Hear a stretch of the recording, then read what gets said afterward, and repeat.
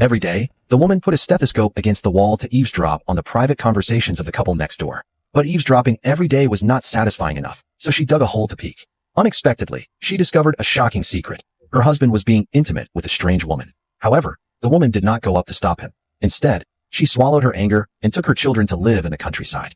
Unexpectedly, 50 years later, the woman's granddaughter, with the support of 2 generations, rose all the way to become a partner at a top law firm. And today, the interviewee, sitting across from the woman, was none other than the granddaughter of her former grandfather-in-law and the mistress. Looking at her resume's perfect credentials and her determined expression, the woman told her without hesitation. You didn't make the cut. What did you just say? I said you didn't pass the interview.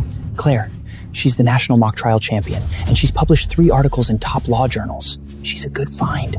A rare find, even. Academia is not enough to impress me. This job requires integrity and grit. As for who you're related to, doesn't help you do the job. Please leave. You're the first person who's dumb enough to say no to me. I'll make sure my grandfather hears about this, which means you'll be finished in the New York legal scene.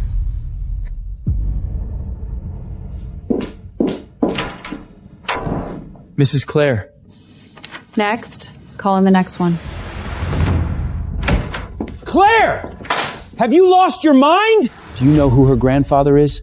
Theodore Hale, the tenured professor at Columbia, and he does business with every one of our major clients. So? Send the offer letter. Now! Bring her back! I can't do that. I've already submitted my rejection in writing. You're completely unreasonable! Ah, yeah, it's me. What can I do for you? Miss Sawyer, this is Audrey's grandmother, Mrs. Hale.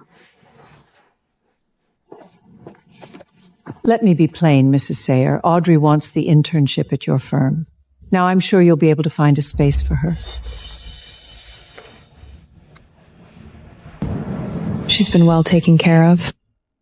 The real Eleanor would never have hands like that. The real Eleanor spent her whole life sewing clothes, working the fields, and died without ever wearing a single piece of jewelry. Where's the justice in that? The interview's over. Miss Audrey didn't make the cut. As I'm sure you are aware, she's the first place winner of the National Mock Trial Competition, and she has published multiple acclaimed journal articles. Not hiring her seems rather ludicrous. The position's been filled by a more suitable candidate. Oh, not enough, dear? Name your price. I have my own standards when it comes to hiring candidates. An esteemed artist like yourself, Mrs. Carter, knows more than anyone the importance of integrity. Unless, of course, you are of the opinion that integrity can be bought. Young lady, don't flatter yourself. I've seen dozens of girls like you charm their way to the top. And now you've decided to make an example of my granddaughter to try proof that you're righteous? Our family has spent 50 years establishing itself in these circles and cultivating those connections. And you think charming a few men can compete with that? Don't be ungrateful, dear. Such nasty arrogance. It's the kind that spawns from spending a lifetime living with a stolen identity. Who does she think she's fooling? Mrs. Howell, I won't be changing my mind. If that's all. Right. We'll see about that.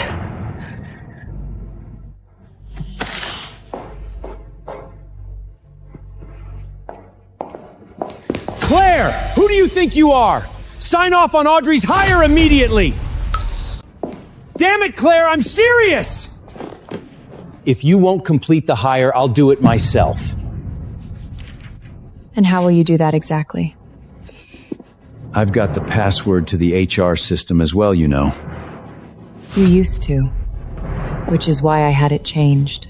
Have you lost your mind? One word from Theodore Hale and half the firm's major clients could walk. Can you live with that? Fix this now or pack up your desk. Fine. I'll call Professor Hale myself. You better mean it.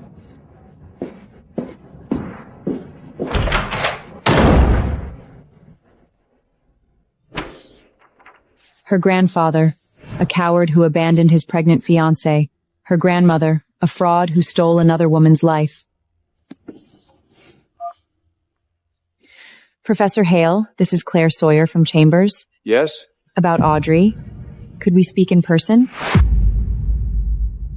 He's old, but his face looks exactly like the old photograph I've been looking at for 30 years. Miss Sayer, I took the liberty of inquiring about you. A small-town girl who fought her way into the big world. Impressive. I came from humble beginnings myself.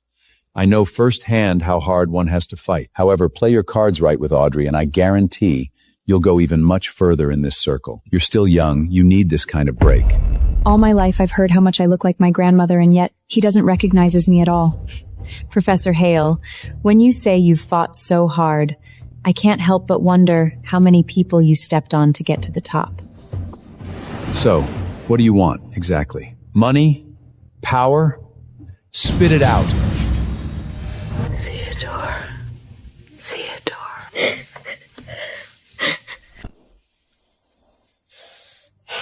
Professor Hale, all I want is justice. Justice? Before coming here today, I sent the final hiring list to HR. Audrey was not on it. Ungrateful girl.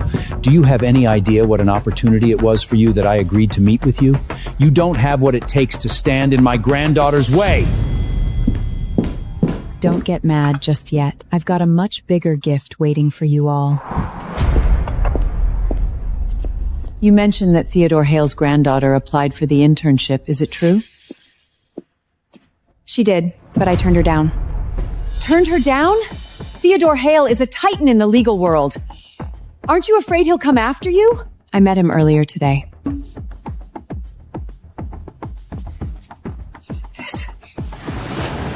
That was fast. No investigation, no evidence, just a few lines, and I'm fired.